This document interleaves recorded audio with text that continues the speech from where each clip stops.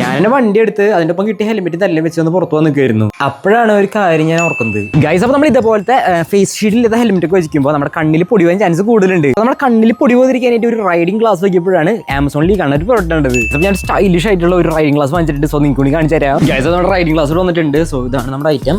Unbox ചെയ്യാം. അതുപോലെ ഈ ഒരു 30K ലൈക്ക് കിട്ടുകയാണെങ്കിൽ നിങ്ങൾ കമന്റിൽ പറഞ്ഞ അടുത്തൊരു പ്രോഡക്റ്റ് ഞാൻ വാങ്ങി കാണിച്ചു തരുന്നതായിരിക്കും.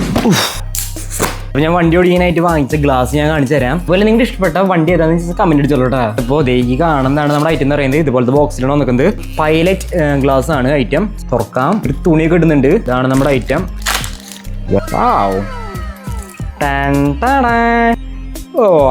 ഗൈസ് അടിപൊളി. ഒരുപാട് ഇഷ്ടപ്പെട്ടു ആ ലുക്കും.